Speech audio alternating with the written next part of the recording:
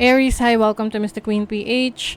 At ito ang inyong monthly reading for October 2025. So if you're interested in private readings, meron tayong 50% discount sa mga tarot reading services hanggang September 2025. So if you are interested in private readings, meron tayong link sa description at sa pinned comment. Paka-check nyo lang information kung paano mag-book for a private reading. And please subscribe to our channel to show your support, like, share this video, at comment na rin kayo kung kayo naka-resonate. Paalala lang, ang reading natin ay general reading, so maaari kayong makarelate, maaring hindi, just take what resonates.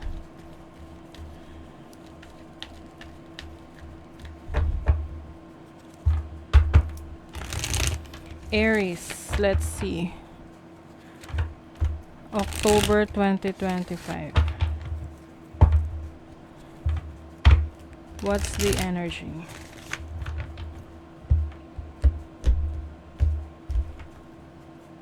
Overall energy, challenge, opportunity, blessing. Okay. So, meron kayong isi-celebrate ngayong October. This can be an achievement na kumbaga marami kayo rito. Pinagplanuhan, hirapan. Anything na project na may mga kasama ka rito. Hindi lang ikaw yung nag-iisa rito. You have the Queen of Pentacles. Wow, the Empress, the Ace of Pentacles. Wow, ang ganda ng energy sa inyo financially, no? I feel like you are stepping into your own power. Umaalis ka na sa limitasyon mo. Mas nare-recognize mo na yung galing mo, talento mo, kakayanan mo. Ayan, no? Naglalakas loob ka na. Maari kasing in the past, masyado kang nag-isip, no? May tipong overthinking, malala, ganon. Maari ring pinipigilan mo yung sarili mo dun sa mga gusto mong gawin sa buhay, no? Kasi naisip mo kung ano ba ang masasabi ng ibang tao sa'yo. Sa panahon rin kasi ngayon, no, minsan mas iniintindi natin kung ano yung sasabihin ng iba kaysa sa totoong gusto nating gawin sa buhay natin. So, it's time for you to step into your own power. Look at that, oh. There's abundance coming in sa inyo ngayong October. Queen of Pentacles energy, provider to, no? You have a provider mindset. Some of you merong manganganak, mabubuntis, no? Kung yan yung inyong goal ngayong October, then congratulations. Pero kung hindi nyo pa kayo ready, mag-ingat. Kasi may possibility of pregnancy. And then you have the Nine of Pentacles, the Ace of Pentacles. Meron kang sinisimulan, or maaring nasimulan mo na to in the past, and ngayong October mo makikita yung resulta ng mga nasimulan mo. And this is going to increase your finances. Maaring harvest season para sa iba sa inyo. Kaya yun yung blessing nyo, celebration, no? Celebration ng magandang ani, magandang sales, mataas na income. Now, ngayong October, meron kang decision making na gagawin. And itong decision making na to ay kailangan mong pag-isipan ng maigi. At hindi lang sa basta mo pag-iisipan, kasi minsan yung isip natin ay iba sa nararamdaman natin.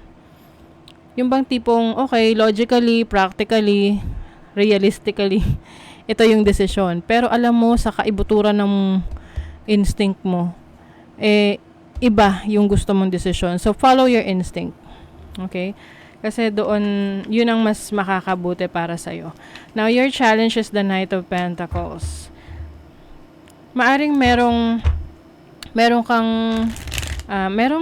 part ng career, business mo, na feeling mo ang bagal ng pag-usad. And, okay, wait lang. Naghihikab na naman ako. Inaantok ba kayo? Okay, I think ang isa sa challenge ninyo rito is yung patience ninyo, no? Na may mga bagay na gusto niyo madaliin, kaya lang may mga bagay na kailangan mong hintayin bago mo makita yung resulta. Now, your opportunity is the Knight of Swords. Merong magandang kahihinatnan ang pakikipag-usap sa isang tao. Pwedeng ito ay sa romantic relationship, pwedeng sa business partnership, or meron ka makaka-encuentro or mamimit na person na yung pag-uusap na yon will lead to opportunities. Pwedeng random conversation to. Like, for example, may nakasabay ka sa airport, sa airplane. And then, somehow nagkaroon ng conversation, stranger to tapos biglang may mga na-share siya sa'yo, na-share ka sa kanya, and then immediately nag-click kayo. And then maaring after nun, no, magkakaroon kayo ng connection in the future na magbibigay ng blessing sa'yo, hindi lang sa'yo at pati na rin sa kanya. So that can be an opportunity for you. The Three of Cups as a blessing, definitely a celebration of the goals na na-receive mo. Mga na nakamit mong mga sineset mo na dreams. Mga plano mo before na nangyayari na. Let's see your money, career, finances.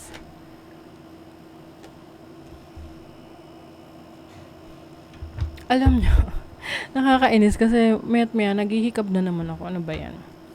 Pero bago naman tong reading na to, carry naman. Wala naman akong hikab-hikab. But anyway, maaring yung iba sa inyo pagod, or maaring meron kayong kailangang i-align or ayusin sa inyong sleeping habits or sleeping patterns. So anyway, sa inyong finances, you have the Three of Wands. This is about exploration ng ibang opportunity sa'yo and also expansion. Pag-unlad ng finances, ng career, ng business, ito na yung offer. Pwedeng may offer outside of your situation sa career, trabaho, business, na magkakaroon ng pagkakataon na mag-expand yung sarili mong trabaho, career, business. Tinan pa natin. Aries.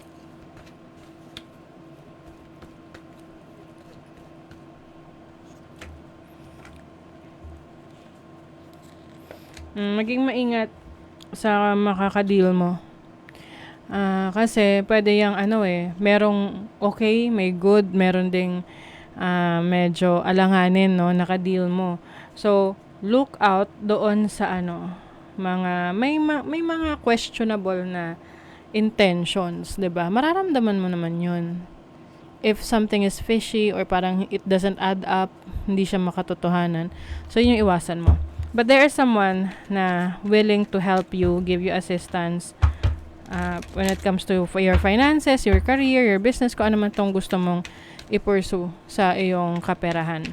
Now, sa love life, I think isa sa decision making mo ay sa relationship. Yung iba, may pagkakataon na makapag-abroad or makasama na yung person ninyo, lalo na kung kayo ay long distance relationship.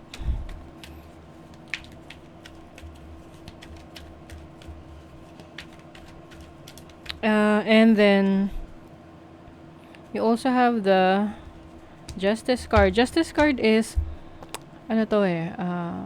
finding out the truth.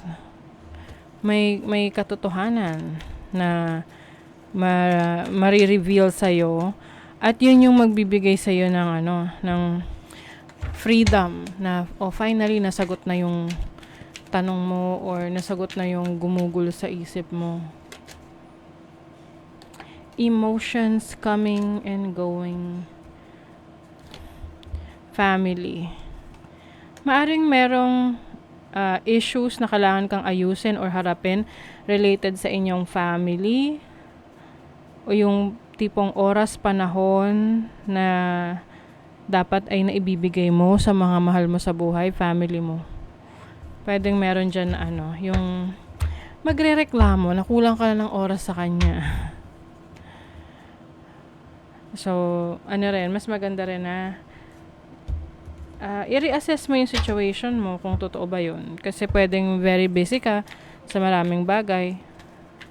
May mga hindi ka na naaasikaso. You have meditation, gratitude. Mas may enjoy mo ngayon yung time mo para sa sarili mo. Pwedeng magkakaroon ka ng time to meditate, prayers, ganyan. Gratitude is about being happy, no, sa mga blessings and thankful sa mga blessings na nare-receive mo.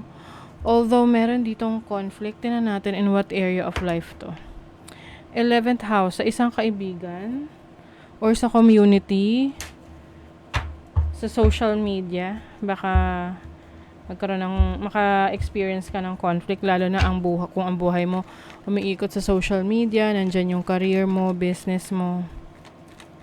Or pwedeng may makaaway ka lang or magkaroon lang ng conflict sa sagutan sa social media. You have the sun in Taurus in the 2nd house. Wow. Yung iba sa inyo makakabili kayo ng properties. Kahit anong property to, pwedeng lupa, bahay, sasakyan, ari-arian, alahas. And then there's something na kailangan mo ring pagdesisyonan pagdating sa pakikipag-usap mo sa isang kapatid, kamag-anak, tito, tita, extended family.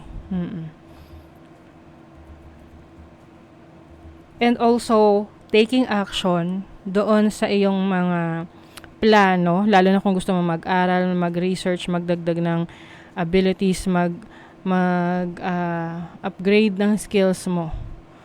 Kasi itong pag-upgrade ng skills mo, knowledge, abilities, this is going to bring you more opportunities na kung saan mas makikilala ka sa community. Mas marami rin makikinabang sa let's say products mo or sa mga services mo or ano man tong mga ideas mo na gusto mong maisakatuparan. You deserve sugar, not salt. Yes. You will not settle for anything less than what you deserve. Alam mo kung ano ang deserve mo at yun ay yung mga matatamis na bagay sa buhay mo. And meron ka ring karapatan na i-decline, iwasan yung mga taong nagbibigay ng problema sa buhay mo or mga toxic na tao sa buhay mo. So that is your reading, Aries. Thank you so much. See you again.